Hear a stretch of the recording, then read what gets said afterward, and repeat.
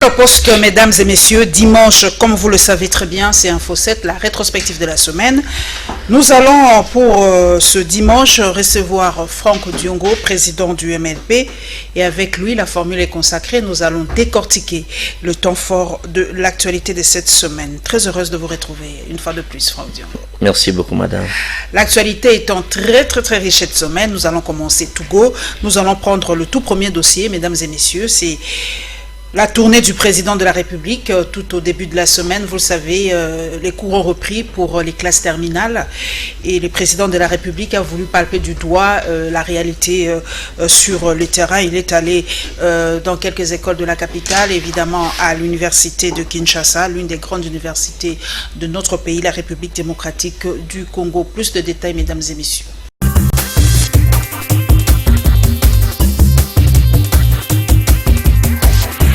Améliorer les conditions d'études et préparer l'avenir de l'étudiant congolais, tel est le leitmotiv du chef de l'État. C'est dans cette optique que Félix-Antoine Tshisekedi a fait une descente sur les sites universitaires de la colline inspirée cette première journée de reprise de cours. D'abord, le président de la République a visité les homes réfectionnés après l'arrêt de cours en janvier dernier. Il a personnellement constaté l'avancement des travaux réalisés par l'agence Ouagenia Générale Construction, maître de l'ouvrage.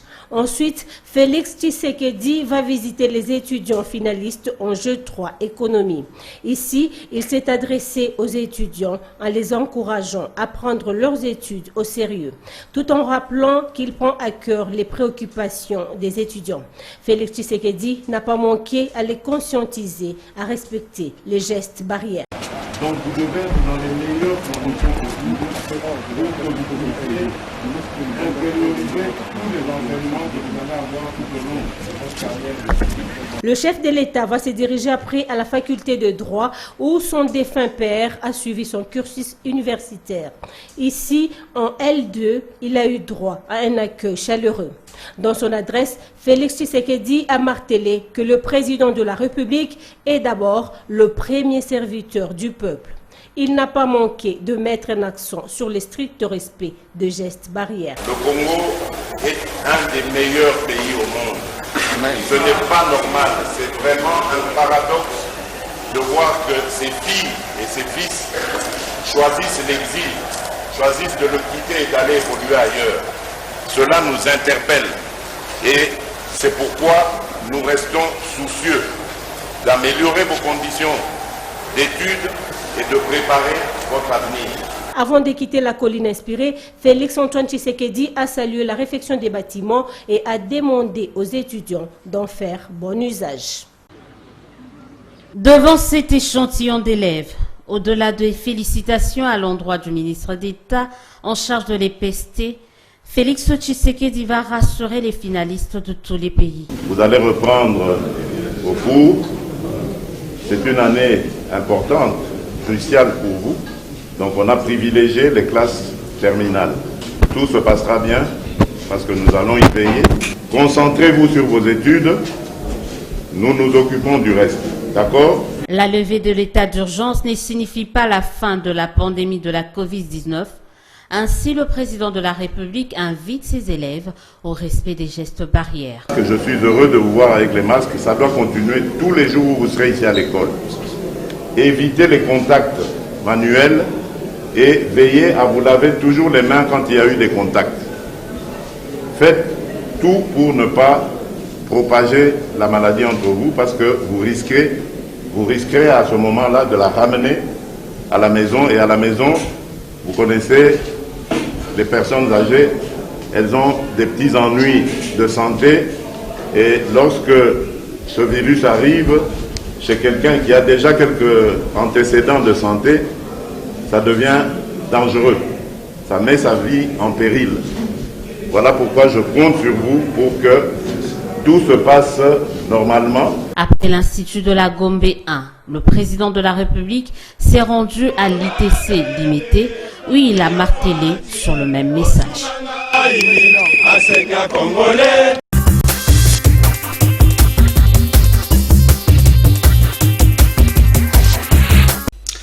Franck Diongo, nous avons vu le chef de l'État descendre sur le terrain.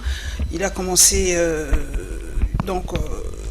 il est allé à la colline inspirée. Nous allons commencer d'abord par ça. Nous avons vu la réfection des hommes et tout ça, bonne chose. Mais tout juste après, grève des professeurs. Paradoxe. Et pourtant, on a l'impression que ça va maintenant à l'UNIKIN, réfection des hommes, tout et tout, mais les profs ne veulent pas enseigner. Paulette Kimutu, c'est un privilège, un honneur pour moi de pouvoir m'associer encore une fois, d'amener ma petite contribution, ma petite pierre dans les questions liées aux dossiers nationaux de notre pays, surtout l'actualité de toute la semaine. La visite du président de la République au niveau de l'université et dans les écoles primaires et secondaires, je dois vous rappeler qu'en ce qui me concerne, je commencerai par saluer et féliciter cette initiative du chef de l'État. Notez que dans les recherches que je menais, Paulette Kimutu, depuis le jour que Mosé Kabila était parti pour les questions de CPP, c'est-à-dire... Je me rappelle encore, les CPP. Voilà, les CPP. à l'université, Okay. c'est Félix Tshisekedi qui est reparti encore à l'université. Donc, M. Kabila n'a jamais été visiter les universités du pays. Pendant 18 ans, Kabila Pendant 18 ans. n'a jamais visité une des universités. Moi, je vous dis qu'à l'UNIKIN, là, dans les universités, M. Kabila, à part Mosé Kabila, l'ancien régime, le président ne jamais parti. J'aime bien remonter. Et Mobutu, il avait des relations tendues avec les universitaires. Je me rappelle, pas, 69. Il y a eu des problèmes. Il y a eu des problèmes avec Mobutu. Et Mobutu avait sacralisé l'université. Faites attention. Au-delà de ce qui n'allait pas, et Mobutu empêchait qu'on viole les universités. Maintenant, les gens ont tenté d'être violés. Attention, les régimes passés ont violé les domaines des études comme les domaines réservés. Donc, on va revenir. Donc, je parle que la visite du chef de l'État, c'est vraiment une pratique qui a déjà été oubliée par les étudiants, les personnes administratives et académiques. Donc, ça, c'est le premier élément. Deuxième élément, le réfectionnement ou la réfection des hommes des étudiants. Mais depuis le Belge, toutes les recherches que je menais, toutes les recherches que nous avons menées, les témoignages des enseignants, des étudiants, du personnel administratif, c'est pratiquement un bijou. Donc, ça n'a jamais été réflexionné comme ça. D'ailleurs, il se pose un problème d'entretien. Est-ce que c'est l'administration de l'université qui va gérer? Est-ce qu'il faut donner à un privé pour gérer, pour garder bien la beauté de ces ouvrages? Il faut un débat là-dessus. Oui, par rapport donc, à la grève des professeurs. Et aussi, pour être qui m'a noté que c'est pendant la crise de Covid-19 que le président Tshisekedi a accordé de l'intérêt à ce que, bien entendu, on réflexionne cet élan-là, cette nouvelle-là qu'il faut saluer, encourager et féliciter. Le scandale que vous relevez par rapport, Paulette Kimutu, à la grève des enseignants à l'université, des professeurs, la grève est une revendication démocratique. J'ai également essayé de mener de recherche. À ce niveau-là, j'étais en contact avec beaucoup de professeurs. J'ai des professeurs au parti de l'Université de Kinshasa. L'ensemble de recherches démontre que les professeurs ont des revendications principales.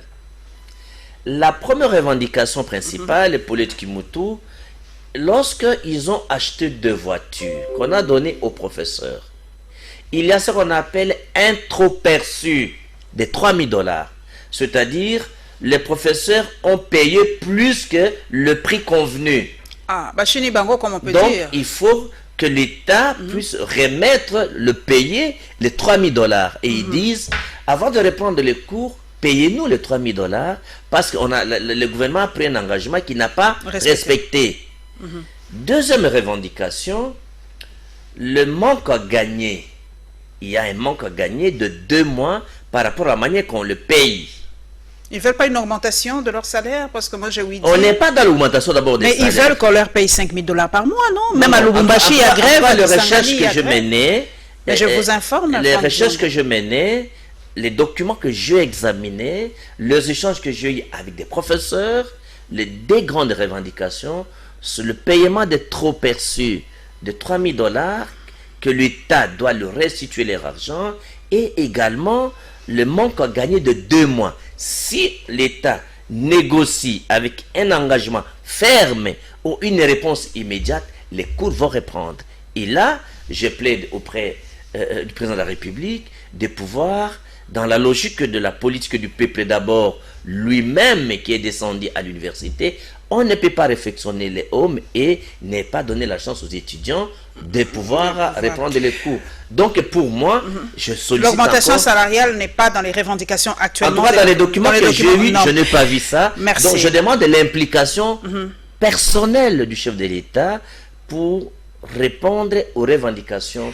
Le paradoxe, le chef de l'État a relevé... comment on appelle ça? Des professeurs. À la revendication de professeurs. Le chef de l'État a relevé le paradoxe, c'est l'exil de beaucoup de jeunes Congolais. Il a dit, lui, il ne comprend pas, avec tout ce que nous avons, que le jeune Congolais aujourd'hui ne rêve que de partir, de chercher à mieux vivre ailleurs. Alors, est-ce que le président, vraiment, c'est la question que je me pose, connaît-il vraiment la réalité que vivent les jeunes Congolais aujourd'hui? Très bien. Alors, pour terminer le premier point, en fait, tel que je connais le chef de l'État, il va recevoir la délégation des professeurs. Okay. Et amener des réponses il va répondre. Oui, ma Alors, question. Par rapport... Il n'y a pas une cassure entre la réalité que vivent ces jeunes et ce que dit le chef de l'État. Mais non. Vous savez que le président de la République lui-même, il est le fruit de la résistance. Il a fait toute sa vie en exil. Parce que quel est le vrai problème? Premier facteur de complication des Congolais, c'est que nous avons vécu dans des régimes et des dictatures. Deuxième facteur de complications, les régimes de dictature qui ont suivi, qui se sont succédés au pays, avaient ignoré les besoins de la jeunesse congolaise. À tel point que on a préparé la jeunesse congolaise à devenir l'imbécile de demain. Et on a sémé, pour l'être Kimutu, dans les cœurs, dans la conscience des jeunes Congolais, le dégoût de vivre au Congo et le besoin d'un ailleurs que l'on croit meilleur. Et cela... pour les Kimutu, l'Eldorado européen, cela pour les Kimutu, la confection des dossiers d'asile politique. Donc le chef de l'État a raison, donc il constate que il faut enlever le dégoût de vivre au Congo. Il faut enlever cette sémence-là de ne pas rester au Congo. Alors, pour enlever cela, qu'est-ce qu'il faudra faire? Il faut instaurer un État du peuple d'abord. Un État du peuple d'abord égale un État de droit, que le droit des droits démocratiques, où on respecte le droit des citoyens, on respecte, on garantit à l'avenir à la jeunesse. Parce que un État qui ne sait pas clairement donner du travail à la jeunesse, prépare la jeunesse à devenir l'imbécile de demain. Donc il faut éviter d'ignorer. Bref, le besoin de la jeunesse. Sortir la jeunesse sacrifiée doit devenir le courroie, le rouleau compresseur qui garantit l'avenir de demain. Exactement, nous allons sortir, a raison de relever ce paradoxe. Nous allons sortir parce que nous lisons un peu, beaucoup nous cultivons un peu. Selon la dernière liste, le dernier classement des universités de Shanghai, aucune université congolaise. C'est vrai que parmi les premières universités, c'est les universités sud-africaines, ensuite les universités égyptiennes, après les universités éthiopiennes. Aucune université congolaise. Vous êtes une élite, vous avez été formé ici, si je ne me trompe pas, en République démocratique du Congo. Pourquoi on ne nous classe pas? Est-ce que vraiment nos élèves étudient bien et tout ça? Pourquoi on n'est jamais classé, nous, en RDC, dans presque tous les domaines? Non, mais vous comprenez que le régime de 18 ans de M. Kabila a détruit notre système éducatif. Le budget de l'État d'abord, en ce qui concerne le secteur éducatif. Vous avez été député, hein? Maman, vous êtes pas battu je vous donne un exemple. Pour augmenter le budget de l'éducation. Je vous donne un exemple. Au Canada où je résidais, le budget de l'éducation, sur les 100% du budget de l'État, l'éducation prend 40% du budget et la santé prend 30%. Donc, la santé et l'éducation, c'est 70%. Mais au Congo, le budget de l'éducation ne fait même pas 5%. Donc, lorsque le budget même de l'État congolais ne fait pas le budget de l'Université de Montréal au Canada. Le budget de l'État congolais. On n'en parle même pas d'Oxford ni d'Yale. Alors, nous avons... vois, donc, la sous-capitalisation, le sous-investissement à l'université, de l'éducation en général.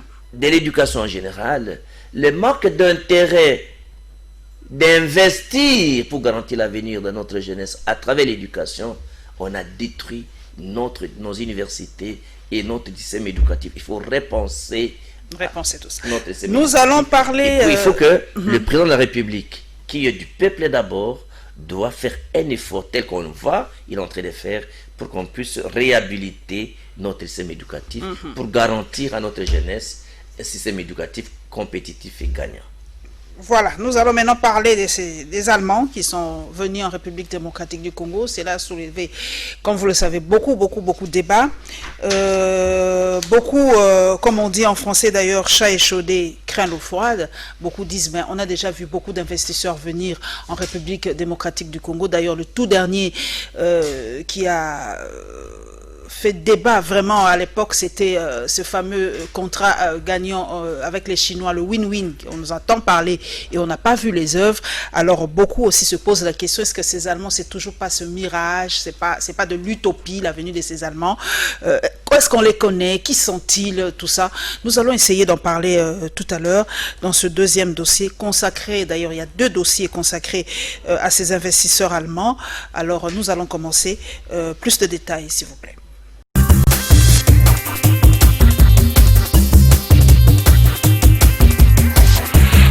Les différentes visites du chef de l'État à travers le monde n'étaient pas du tout tourisme comme l'a fait croire certains politiques. L'arrivée ce mercredi dans la capitale congolaise d'une délégation allemande en est une preuve que le premier citoyen congolais s'était investi pour renouer les relations avec l'extérieur afin d'attirer des investisseurs dans son pays. Avec en tête le représentant personnel pour l'Afrique de Angela Merkel, chancelière allemande, cette délégation vient pour finaliser les accords d'investissement avec l'État congolais. Intéressée par plusieurs domaines, notamment l'énergie, les infrastructures et l'environnement, la délégation allemande va s'entretenir avec le chef de l'État, les autorités ministérielles, certaines entreprises congolaises et services publics. Ce, en vue d'aborder les discussions sur ces dossiers particuliers d'intérêt commun.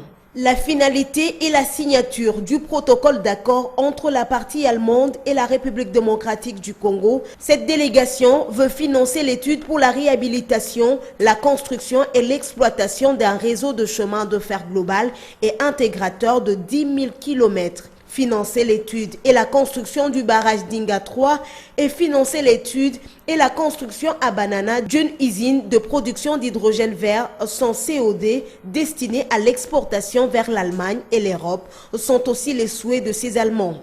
Des projets visiblement costauds vont ainsi contribuer à la création d'emplois en République démocratique du Congo. La concrétisation de ces actions seront une réponse à la promesse de campagne du chef de l'État Félix-Antoine Tshisekedi, celle de créer d'emplois. Pour rappel, lors de la visite le 15 novembre 2019 du chef de l'État congolais à Berlin en Allemagne, la chancelière allemande Angela Merkel avait souhaité développer activement les relations d'affaires avec la République démocratique du Congo qui affiche actuellement un taux très faible. Cet accord sera très important parce que l'Allemagne fédérale s'engage pour soutenir la population et le projet hydrogène servira vraiment à développer le Congo. Ça veut dire la création de la valeur ajoutée sur place pour la population locale sera vraiment tangible. On créera des postes sur place, des emplois de haute qualité pour l'accompagnement technique du projet. Et dans le projet de chemin de fer. L'Allemagne a été toujours là à votre côté. L'Allemagne vous a soutenu dans le moment le plus difficile de votre histoire. Donc l'Allemagne s'engage à fond. On a des intérêts pérennes. Notre stratégie porte sur le développement du pays, sur le développement économique. C'est la raison pour laquelle la délégation économique est de taille. On a des entreprises Andritz, Voith, Siemens, donc des géants de l'industrie allemande qui s'engagent à fond ici au Congo, qui veulent vraiment développer des structures durables et qui veulent vraiment voir de nouveau décoller le Congo dans une ère nouvelle. Et donc tout ça, c'est une preuve tangible. Notre présence en pleine crise Corona, c'est une preuve tangible pour vraiment faire de nouveau briller l'étoile du Congo. Donc voilà, soyez rassurés que l'Allemagne est de votre côté et est là pour vous soutenir. Les investisseurs allemands passent aux choses sérieuses. De la matinée de ce vendredi, ils se sont envolés dans le Congo central pour une visite dans les installations de Inga. Arrivés sur place, ils ont été accueillis au bas de la passerelle par le gouverneur du Congo central, Atou Matubwana. Une mobilisation spontanée de la population a eu lieu pour accompagner cette mission à sa réussite. Après cet accueil, le gouverneur du Congo central a conduit ses hôtes dans les installations de Inga. D'abord, une entrevue de quelques minutes, au cours de laquelle la partie allemande a dévoilé l'objet de sa mission. S'en est suivi une séance de travail dans la grande salle. Enfin, des expositions ont eu lieu sur place pour expliquer à la partie allemande la production de l'électricité à Inga 1 et 2. La mise en service du G12 a été faite le 30 mars 2013, alors que la mise en service du G14 a eu lieu le 2 novembre 2017. Alors, il reste le G13 ainsi que le G16, donc le groupe numéro 3 et le groupe numéro 6. Celui-ci a connu une viabilisation partielle qui a concerné ses organes mécaniques, la turbine ainsi que la pivoterie.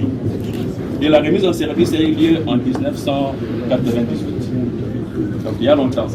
Donc ça nécessite de grands travaux de réhabilitation. Les sociétés allemandes apportent leur investissement pour le chemin de fer, les projets Inga 3 et l'usine d'hydrogène. Ici à Inga, les investisseurs sont en prospection pour voir comment concrétiser rapidement les projets Inga 3. Inga 3 qui va permettre l'industrialisation de l'Afrique avec une relance économique de la RDC.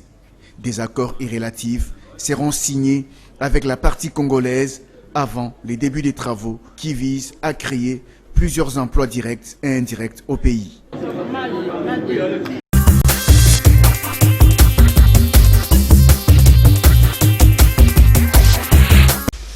Franck Diongo, nous avons suivi l'arrivée des investisseurs allemands en République démocratique du Congo. Beaucoup de questions, cela soulève beaucoup de questions. C'est d'ailleurs tout à fait normal que cette population, comme je l'ai dit tout à l'heure, chat échaudé crée l'eau froide. La population se pose des questions.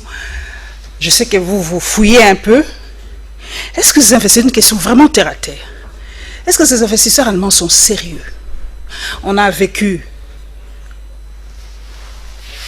avec les Chinois le win-win.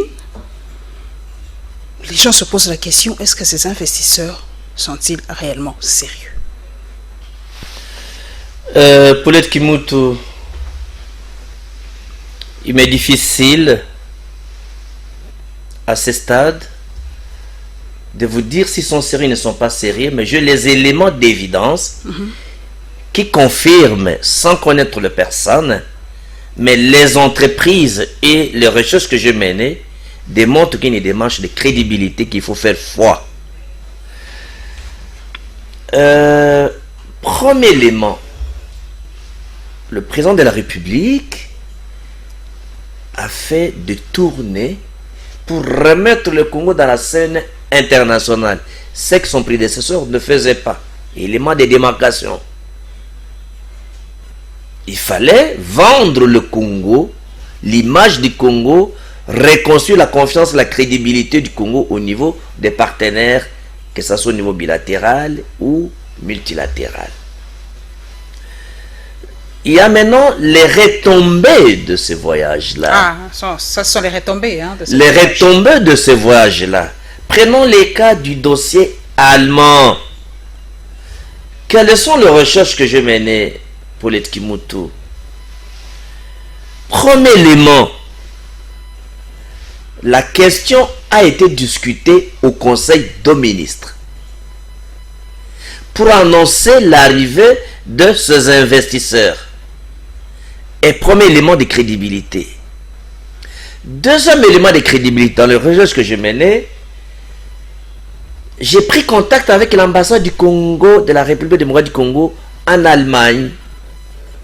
Et je suis tombé sur la lettre de l'ambassadeur du Congo, de la RDC en Allemagne, Monsieur Son Excellence Jeannot Letamba. Et les documents qu'il avait signés le 29 juin, la lettre adressée au président de la République et tous les ministères intéressés, y compris la DGM, où il a envoyé au nom de l'État congolais la liste des investisseurs. Cette lettre, je peux vous la donner. Donc, ce qui est clair, attendez un peu, s'il vous plaît. attendez un peu. Donc, ces investisseurs sont connus. Non, donc, ça ne se fait pas sous coulisses. Donc, la liste là, on peut la voir, on peut connaître qui est venu, qui est exactement qui. Qu'est-ce qu'il fait? Il y a la liste des officiels et des investisseurs. Ah, ça, c'est notre ambassadeur en Allemagne qui informe officiellement les autorités congolaises pour les Kimutu. Ça, c'est deuxième acte. Troisième acte maintenant, ça, c'est du côté du Congo en Allemagne. Maintenant, du côté de l'Allemagne, en RDC, le 14 août 2020, ça c'est la note verbale pour les Kimutu. Parce que je me suis informé au niveau de l'ambassade ici, d'Allemagne, est-ce que le Congo, les investisseurs qui sont venus au Congo, sont-ils crédibles, sont-ils sérieux?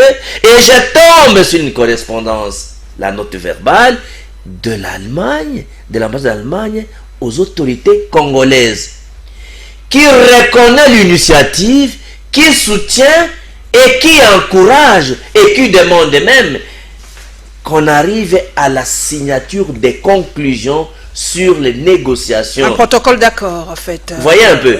Alors, les problèmes se posent à quel niveau? Et comme chercheur, les éléments à ma possession sur le plan de la RDC en Allemagne, sur le plan de l'Allemagne ici, et sur la crédibilité de toutes les institutions intervenantes, notamment le gouvernement allemand, le gouvernement congolais. Donc, c'est une démarche crédible. Maintenant, la hauteur et la profondeur de l'investissement.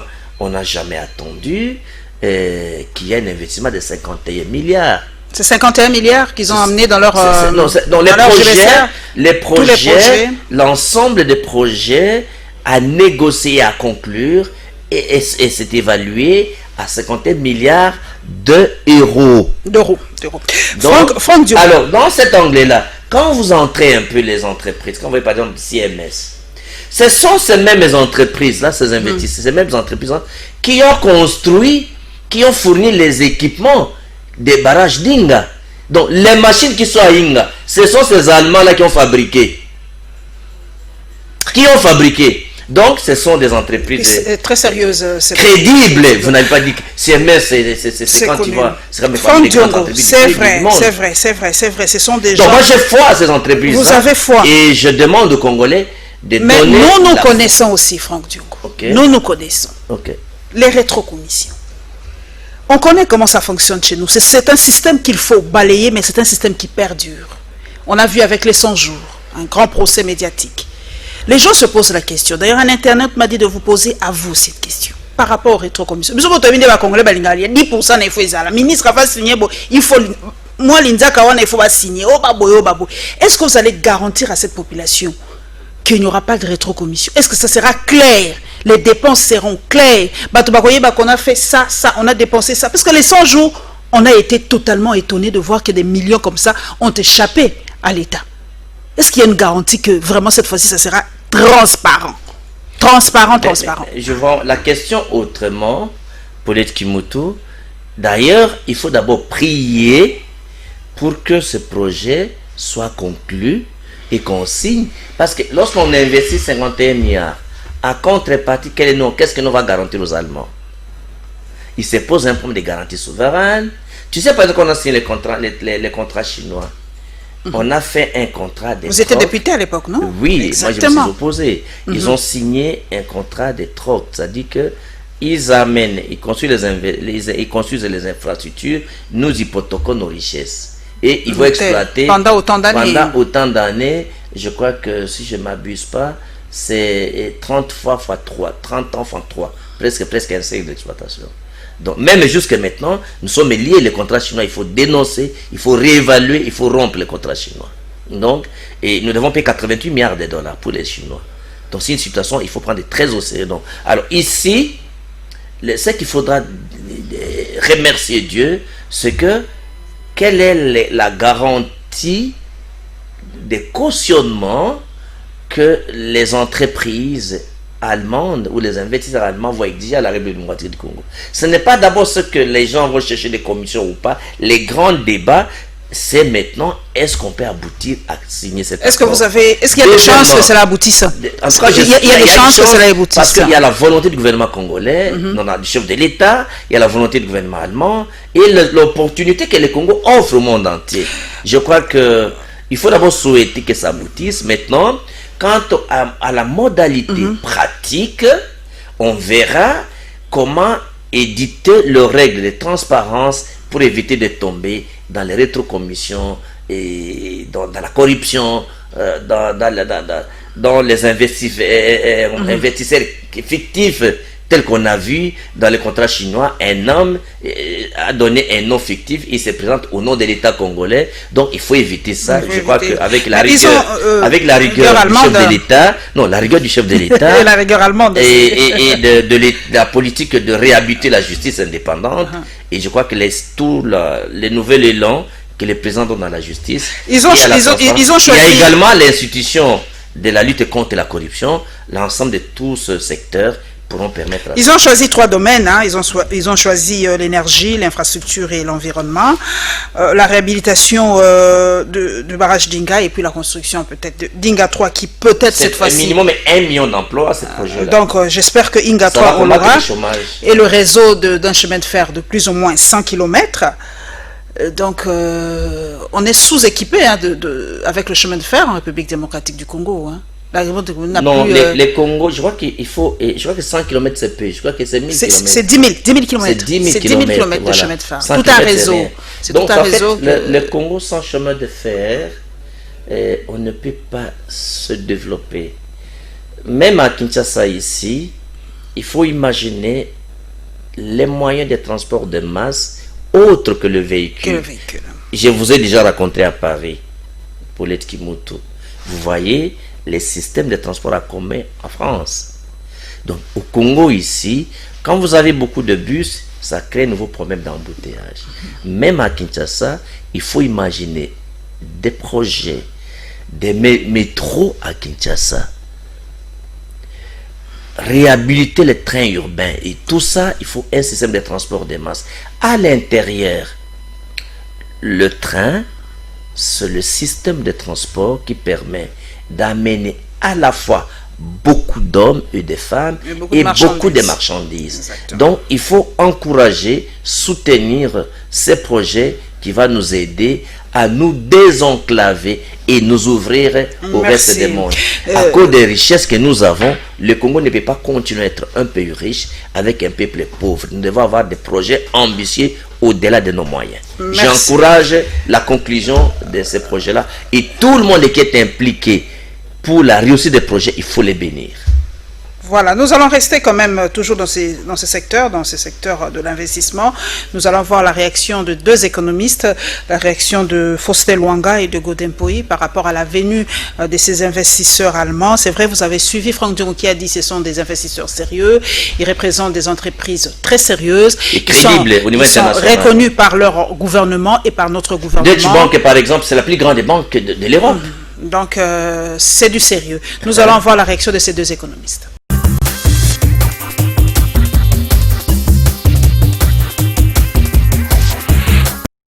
À Kinshasa, depuis mercredi dernier, les investisseurs allemands font parler d'eux. Pour le professeur Faustin Luanga, l'arrivée au pays de ces investisseurs allemands est un signe de regain de confiance des Occidentaux envers la RDC. L'arrivée des investisseurs allemands en RDC, c'est une très bonne chose. C'est un coup de maître et bravo au président de la République qui a pu prouver avec sa nouvelle diplomatie que le Congo était redevenu attractif et fréquentable, ce qui est bon pour le pays. Et voilà ce sera ma première réaction concernant l'arrivée de fortes délégations allemandes qui a annoncé un grand investissement, à savoir plus de 50 milliards d'euros pour les investissements dans différents domaines en RDC. 50 milliards d'euros d'investissement, une première en RDC qui dépasse les contrats chinois. Ça dépasse de loin les contrats chinois.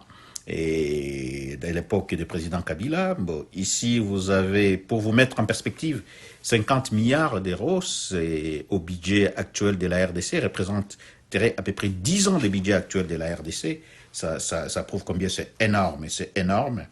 Et c'est pour la première fois. Il y a eu certains investisseurs comme Tengefu Ngurume qui avaient investi jusque-là 3 milliards et ce n'était pas en une seule fois. C'était des fonds cumulés de Tengefu Ngurume qui avaient dans le secteur des mines autour de 3 milliards. Bon, les Chinois, c'est presque dans les contrats chinois, c'est presque dans le même cadre. Chemin de fer, Inga 3, usine d'hydrogène, Faustin Luanga parle de l'importance de cet investissement pour l'économie congolaise. Économiste de renommée internationale, Faustin Luanga appelle à la bonne gouvernance et à la bonne gestion de cet investissement. L'investissement allemand, plus que jamais indispensable pour le pays de Félix Tshisekedi. Depuis l'arrivée de la délégation allemande en RDC, il y a plus de 48 heures, la nouvelle n'a cessé de séduire l'opinion nationale dans son ensemble, y compris sa crème la plus intellectuelle. Le professeur en économie de développement qui s'est fait élire président des députés de Kinshasa, Godefroid Poyi, dit en savoir plus sur les effets propagateurs du dit investissement sur l'économie du pays. Les statistiques à ma possession, c'est que les plus grands investissements que nous avons eus, donc entreprise par entreprise, c'était TFM qui avait apporté 3 milliards de dollars. Mais quand il y a un consortium qui amène 50 milliards de dollars, c'est plus que le PIB actuel de la RDC. Il y aura création d'emplois, redistribution de nouveaux salaires. Pour ceux qui connaissent la géographie du monde et de notre pays, vous vous rendez compte que les minéraux quittent les Katanga. Des fois, ça descend vers le sud, avant de remonter vers l'Occident. Tout ça, ça génère du temps improductif et des coûts supplémentaires. Donc, si cette jonction est faite, nous aurons la possibilité, avec la route panafricaine du Népal, de prendre nos minéraux à partir du sud, qui pourront rejoindre, en traversant la République bien sûr, qui peuvent rejoindre facilement le nord. Et ça va nous permettre de gagner en temps, mais de gagner également en coûts supplémentaires. Et l'avantage, c'est surtout l'intégration même de l'économie nationale. La mise en œuvre de la deuxième filière de l'investissement allemand relatif à l'énergie devra faciliter la sectorisation de l'économie de la RDC, insiste le professeur Godefroid Poyi. Pendant que nous parlons avec vous, les sociétés minières importent aujourd'hui l'électricité de la Zambie. C'est extrêmement grave. Donc, si on ne sait pas transformer notre cuivre aujourd'hui, c'est tout simplement parce qu'il y a notamment cette question énergétique qui se pose. Bon, croisons les doigts que cela puisse se concrétiser. Parce que si cela arrivait, certainement, ça sera le redécollage de la République démocratique du Congo. Une fois matérialisé, ce protocole d'accord entre la RDC et les sociétés allemandes sera susceptible de générer plus d'1 million d'emplois au profit des populations congolaises sur l'étendue du territoire national.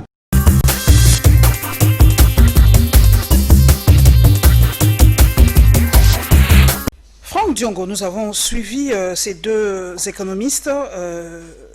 Je voudrais bien relever, et ce sont les retombées du voyage du chef d'État, parce que beaucoup ont dit, on l'a suivi, que ces voyages n'ont rien apporté en République démocratique du Congo. Bon, il m'est difficile de donner un point de vue sur leur humeur. Les éléments schématiques démontrent à suffisance que le chef de l'État avait rencontré le même investisseurs, il a mangé avec eux. C'est quand il était en Allemagne. Quand il était à Berlin, c'est à Berlin qu'il les avait reçus, Paulette Kimoto. Quand il était à Berlin, il a reçu beaucoup d'investisseurs, y compris la délégation qui est venue ici. Et la délégation est venue avec un caractère officiel. À partir de l'Allemagne, jusqu'ici, notre gouvernement, l'ambassade d'Allemagne.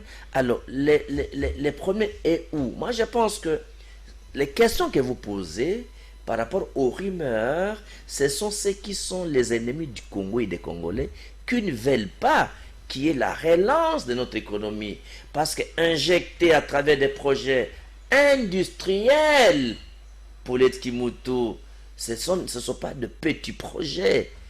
Construire 10 000 kilomètres de chemin de fer, construire une usine qui produit l'hydrogène, construire Unga 1, fournir des équipements Unga 1, Unga 2 et prendre un engagement pour Unga 3 et Unga 4, c'est une opportunité qu'on n'a jamais eue depuis que le Congo est Congo. Franck Diongo, je crois qu'il faut bénir le président de la République. Direct. Et puis, ce sont des projets qui vont faciliter la relance économique. De notre système économique. C'est vrai. Mais en relation entre États, on sait qu'il n'y a pas de sentiments. Il n'y a que des intérêts. Il n'y a pas d'amis, il n'y a que des intérêts. C'est vrai que vous vantez. Moi, je me fais un peu l'avocat de ces ennemis du peuple.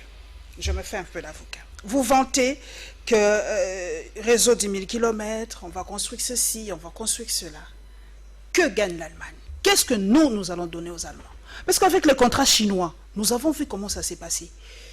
Nous avons donné nos terres, nos forêts, notre sol, nos eaux à ces Chinois pendant au moins autant de nombre d'années. Vous avez été député pendant cette période-là.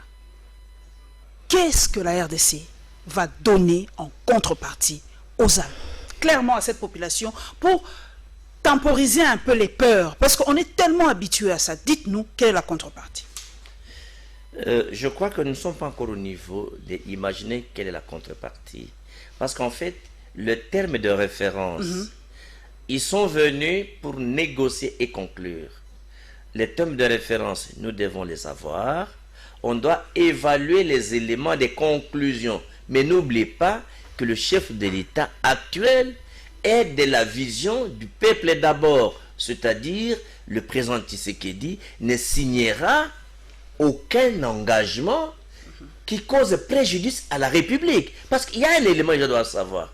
Pas seulement que c'est le fils de Tshisekedi qui avait incarné l'espoir des Congolais, je ne vois pas quelqu'un qui s'inscrit dans la vision du peuple d'abord signer un contrat lyonnais tel que le contrat chinois. Tu sais, les contrats chinois, j'ai mené une étude sur les contrats chinois dans mes recherches. J'étais le premier Congolais à dénoncer cela. Les contrats chinois, les premiers projets demandaient que les Chinois vont investir 9 milliards de dollars, mais en termes de troc, ils vont prendre chez nous les ressources minières, bien entendu, pour le Kimutu, allant à 88 milliards de dollars. Et il n'y a aucun contrôle, et ils sont exonérés, ils vont prendre le brut, et personne ne calcule de quelle valeur ils prennent.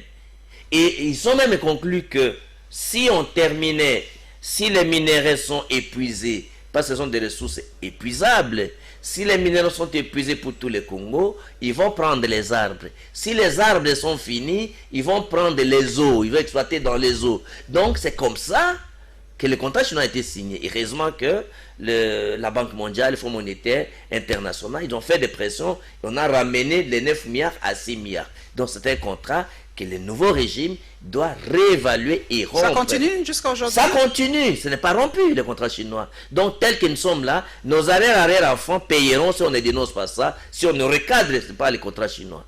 Deuxième élément, ce genre d'engagement comme les investisseurs allemands, comme il y a un autre pouvoir, un autre président qui a installé l'agence anticorruption, qui a réhabilité la justice, qui veut un état de droit démocratique, un état du peuple d'abord, qui respecte les textes, je crois que j'ai la certitude que ça va aller. Les termes qui vont nous amener à la conclusion profiteront à la République. Aussi, il y a plusieurs formes. Vous savez qu'en Europe, en Afrique du Sud et dans d'autres pays, surtout les pays anglophones, vous savez qu'il y a les gens qui construisent des routes. Ils construisent les routes parce que l'État n'a pas l'argent à les payer. Qu'est-ce qu'on fait? Ils établissent un système de péage. Alors ici, nous aurons... Il y a plusieurs formes. Alors, les chemins de fer, c'est commercial. Vous aurez les gens qui vont, les passagers qui vont payer. Vous aurez les marchands, les magasins qui, comment on appelle ça? Les commerçants avec leurs marchandises. Donc c'est commercial. Il y a plusieurs manières. L'État peut penser un mécanisme d'accord avec les investisseurs pour voir comment ils peuvent récupérer leurs moyens en privilégiant l'intérêt national. La RDC aujourd'hui est-elle redevenue fréquentable? Mais la preuve est là. Il faut d'ailleurs féliciter le chef de l'État parce que la RDC, depuis que M. Kabila, même à l'époque de Moussa Kabila, jusqu'au Kabila fils à ce jour, vous avez déjà attendu un investissement à la hauteur de 51 milliards. Le Congo est devenu fréquentable. C'est à cela que les gens des mauvaises langues ont qualifié le président de la République de Christophe Colomb qui est parti découvrir le monde. Alors que le retombé de ce qu'il a fait dans sa tournée en Europe, aux États-Unis et ailleurs, voilà, nous sommes en train de le vivre déjà. Nous de le vivre maintenant, donc le Congo est redevenu fréquentable parce que le chef de l'État a soigné l'image de notre pays, il a vendu l'image de notre pays et il a créé le système d'attraction au Congo et beaucoup d'investisseurs en train de revenir. Voilà. Et vous avez vu même les Américains ont signé l'accord pour, je crois que la Goa, ou si les plans du commerce avec les États-Unis. Vous avez vu déjà en septembre, les Congolais vont partir pour être formés aux États-Unis. Vous avez vu encore, pas plus tard, que les conflits entre la Zambie, d'ailleurs nous allons parler, la Zambie et la RDC. Nous allons parler. La diplomatie de réussir. Nous allons parler d'un d'ailleurs pays de nouveau fréquentable, un pays qui inspire maintenant la confiance. Voilà, nous allons d'ailleurs parler de ce conflit entre la RDC et la Zambie. Nous avons vu la tenue de cette 10e commission sur la sécurité en République démocratique du Congo. Beaucoup de choses ont été dites. Nous avons d'ailleurs vérifié parce que nous avons ouï dire que le gouverneur du Tanganyika, Zoé Kabila, aurait claqué la porte de cette commission. Beaucoup de gens disent trop de diplomatie tue la diplomatie. Alors on se pose la question, pourquoi nous on n'attaque pas aussi, pourquoi nous ne ripostons pas face à la Zambie? On apparaît comme faible. Je vais poser d'ailleurs la question à Franck Diongo parce que beaucoup de sons de cloche. Les uns disent que les Zambiens ou l'armée zambienne a quitté, d'autres disent non, ils sont toujours là et tout ça. On ne sait pas trop bien qu'est-ce qui se passe dans les frontières zambiennes. Doit-on revoir nos frontières issues de la colonisation pour calmer peut-être les jeux, parce que les Zambiens disent que ces terres leur appartiennent et que ce sont les colons qui ont mal tracé les frontières. Alors nous allons parler aussi de la réouverture des frontières, parce que depuis quelques heures, les frontières de la République démocratique du Congo sont réouvertes. Les avions, tout ça, les bateaux peuvent circuler. Plus d'informations, s'il vous plaît.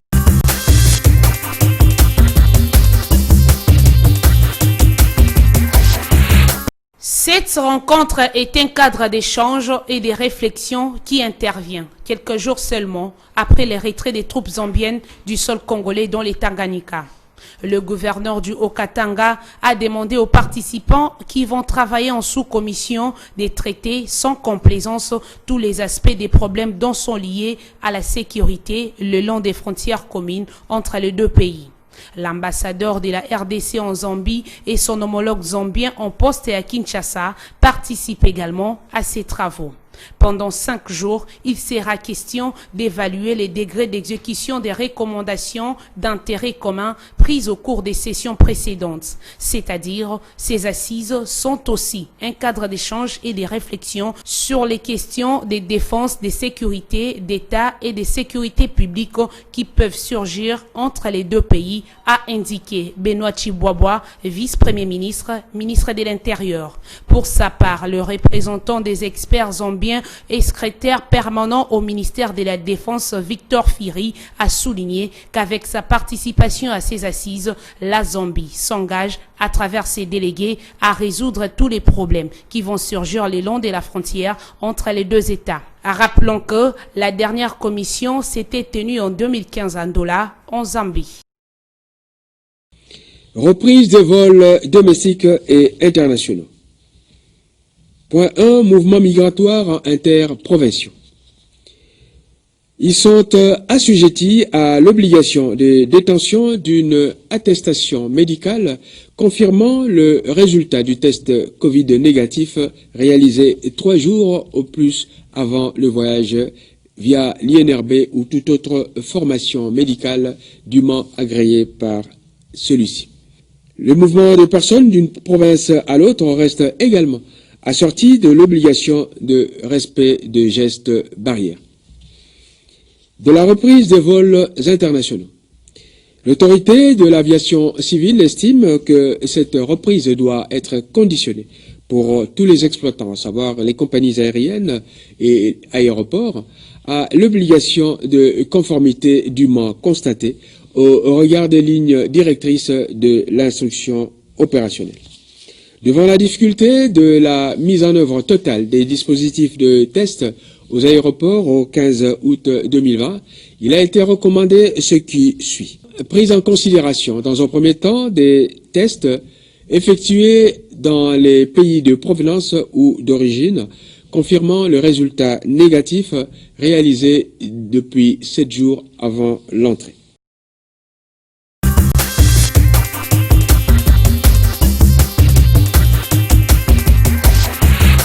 Franck Diongo, question directe. Comment vous, une telle personnalité, vous ne vous retrouvez pas parmi les 12 personnalités pour parler de la réforme électorale?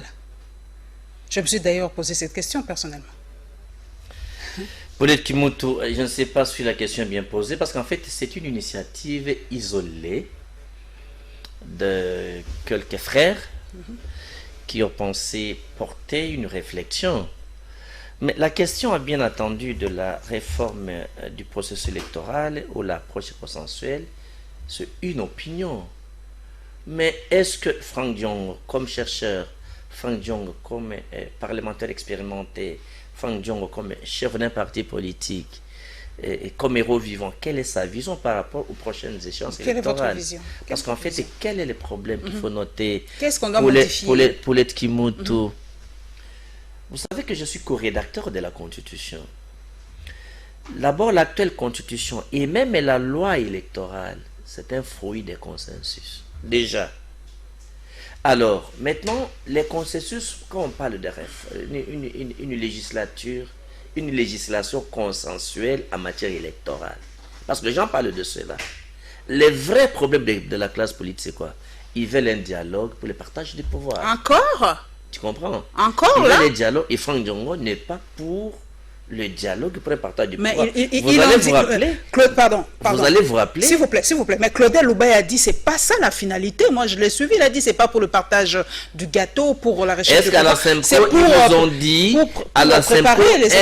est-ce qu'à la SEMCO, ils vous ont dit qu'ils partaient partager le pouvoir? Mais Franck Diongo vous a anticipé, vous a dit anticipativement. Deuxième élément, donc, je ne suis pas pour un dialogue pour le partage du pouvoir. De deux, les consensus entre qui et autour de quoi?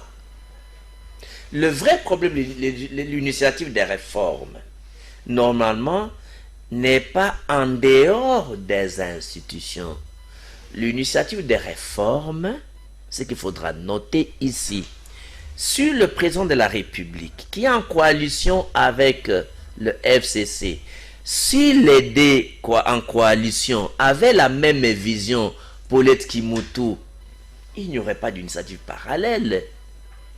Donc, Il n'y aura pas d'initiative privée des 12 ou des 13, tel que vous dites. Donc, en réalité, les options qui doivent être levées. 1. La divergence est là. La question des Malonda, par exemple. Il y a divergence entre les deux alliés. Le président de la République a dit Malonda a été irrégulièrement désigné et on a violé les lois de la République. La population a rejeté. L'arbitre ne peut pas être contesté. Malonda, il y renvoie la lettre à l'expéditeur. Donc pas de Malonda. Le FCC tient à Malonda. Vous avez suivi l'audio, par exemple, sur la Cour constitutionnelle, où on entend la voix de M. Mende qui dit que les 5 juges de la Cour constitutionnelle sont pro-Kabila, et alors que les Caches cherchent à les remplacer pour que les Caches... Est-ce faux? A-t-il dit faux? Est-ce que... C'est l'impression que ça donne. Non, la question que a-t-il dit faux, Mende? Non, Mende confirme que la Cour constitutionnelle est dans la poche de M. Kabila. Alors est-ce qu'il se précipite avec le nouveau président, d'après la déclaration de M. Mende? Non, c'est le dernier rempart que le cash veut récupérer, c'est la justice. Donc, c'est pour vous dire, non, la Cour constitutionnelle est différente de la justice comme structure générale. La Cour constitutionnelle. Alors, est-ce qu'il faut trouver un compromis sur le partage de la justice? Là, ça pose un problème. La Cour constitutionnelle est au sommet de tout ce qu'est le processus électoral. Mais le vrai problème, c'est ça, si vous avez la Cour constitutionnelle, vous avez tout. Le vrai problème, c'est ça, non, Fonction? Si vous avez le contrôle de la Cour constitutionnelle, vous avez tout. Non, mais est-ce que c'est normal qu'on ait le contrôle d'une justice? C'est l'état des peuples d'abord, c'est l'état de démocratie, c'est l'état de droit où les juges n'est soumis qu'à l'autorité de la loi. Mais ici, on voudrait que les juges soient soumis au dictat politique, et c'est ça les réformes des 3 lois de Minanko et Sakata. Ah, ok. Vous comprenez? Donc, c'est que une justice instrumentalisée que le PPRD, que le FCC nous amène. Et M. Mende a dit dans son message, si cet audio est vrai, parce que je n'ai pas authentifié, si cet audio est vrai... Avec l'Internet, tout est possible. Si cet audio est vrai, ça crée vraiment un sérieux problème de crédibilité de l'alliance entre l'FCC et les Caches que j'ai toujours dénoncé. La jurisprudence. J'ai avec moi quelqu'un qui est du bord de... Laissez-moi juste une seconde. Paulette Kimoutou. Salut à Laurette Mandala. Alors, et je m'excuse beaucoup. C'est ma soeur. Salut à toi, Laurette Mandala. Paulette Kimoutou. Notez que les questions électorales, personne ne peut s'opposer à des réformes. Mais pour que les réformes passent, il faut que ça vienne soit du gouvernement, soit de partis majoritaires au Parlement, parce que les partis majoritaires peuvent bloquer toutes les réformes qui n'endossent pas. Ici, le chef de l'État n'est pas le parrain de cette initiative-là des 12 parlementaires. En fait, le président de la République ne peut pas prendre une initiative non institutionnelle pour le ramener dans des élections où il est mis en minorité. Ce n'est pas le président de la République derrière les 13 parlementaires. Il n'y a personne qui est derrière eux. Je ne dis pas qu'il n'y a personne, mais du moins... Pas le chef de l'État. Le chef de l'État n'est pas derrière les 12. Le chef de l'État ne peut pas prendre l'initiative de parrainer une démarche non institutionnelle qui va ramener dans les élections les mises en minorité. C'est une démarche individuelle, ça n'engage aucun groupe parlementaire. Nous sommes vraiment individuel nous sommes en train... Mais pour terminer, petite zéro s'il vous plaît. Le vrai problème qu'il faudra ici, c'est que on ne peut pas organiser en 2023 des élections qui doivent être contestées. Est-ce qu'il faut faire les recensements avant? Qu'est-ce qu'il faut faire pour avoir un fichier électoral crédible? Comment corriger les déséquilibres entre, comme quand vous prenez les grands Katanga et la ville province de Kinshasa? Nous sommes supérieurs en population, mais nous avons un nombre de députés inférieur au grand Katanga. Comment corriger ces injustices? C'est ça le vrai problème qu'il faut résoudre au niveau institutionnel. Merci Franck. Une minute, vraiment pour cette seconde. Parlez-nous un peu de cette notion de jurisprudence qu'on est en train de nous sortir ces derniers temps. Parce qu'ils disent, comme Kabila l'a fait, nous le faisons aussi. Comme celui-là l'a fait, nous le faisons aussi. En quelque chose, la jurisprudence aujourd'hui, parce qu'en RDC, c'est toujours comme ça, il y a toujours des mots qui prennent de l'ampleur. C'est-à-dire que la jurisprudence dont on fait allusion ici, c'est-à-dire que la loi dit qu'une femme... Par exemple, le président restera en fonction jusqu'au remplacement d'un nouveau président. Le FCC, à l'époque, nous le savons, avait sorti cette phrase-là à chaque fois qu'il y avait problème. Et aujourd'hui, c'est l'autre parti qui reprend la même phrase pour dire que les démarches, par exemple, de ces 12 personnalités est en train de créer un glissement. Non, donc, le vrai le président aussi doit rester en fonction. Je vous donne un exemple. Je vous en prie. À supposer. D'abord, l'état de droit du peuple d'abord respecte le texte. Mais ici, il faut noter que si on lève l'option, par exemple, que non, pour corriger l'ancien système sur le processus électoral, il faudra faire le recensement. Le recensement, c'est 5 ans. Et si vous commencez cette année, 5 ans, les élections ne peuvent avoir lieu qu'à 2025. Et là, les gens peuvent vous dire, nous avons une jurisprudence, il y a un arrêt de la Cour suprême, et la jurisprudence est là, donc les présidents restent en fonction jusqu'à l'installation des présidents élus. Et à ce moment-là, il faut laisser le recensement finir. On ne peut pas tenir le recensement avant 5 ans, par exemple. Ok. Voilà un exemple. Question de curiosité. Qu'est-ce que vous portez autour du cou? Ça, c'est anti-Covid. Mais, mais le ministre avait interdit ça, Franck Diongo. Non, mais on ne peut pas interdire ça, c'est médical. Ah bon? Ce n'est pas que quand vous portez ça, vous ne mettez pas le, vous ne mettez pas le cache-nez. C'est parce qu'on a gardé la distance. Mais l'avantage de ça, c'est ça paralyse dans les 4 mètres environnant le virus. Ah bon? Parce qu'on a ouï dire que le ministre avait refusé toutes ces histoires. Non, ça c'est quand même... Le ministre n'a pas la certification, c'est américain ça. Ok, merci beaucoup en tout cas. Ça n'interdit pas le port de masque. Le port de masque. Même si on n'était pas en débat, moi j'ai porté mon masque. Merci Franck Diongo en tout cas d'être passé à la barre. Merci pour tous ces éclaircissements. Je crois que j'ai appris quand même quelque chose. Et puis de toutes les façons, nous posons des questions, mais nous apprenons. Donc je crois que Franck Diongo reviendra, mais pas dans cette émission, dans l'international, pour nous parler un peu du traité de 1885, le traité de Berlin, par rapport à la République démocratique du Congo. Ça m'a mis la puce à l'oreille et j'aimerais en savoir un peu plus parce que beaucoup, nous sommes ignorants de beaucoup de choses par rapport à nos propres pays, par rapport à nous-mêmes. Merci à vous tous aussi pour votre fidélité à cette émission. Merci à tous mes followers dans les réseaux sociaux. Merci en tout cas à toute l'équipe technique et nous nous retrouverons avec le même plaisir le dimanche prochain. Inch'Allah.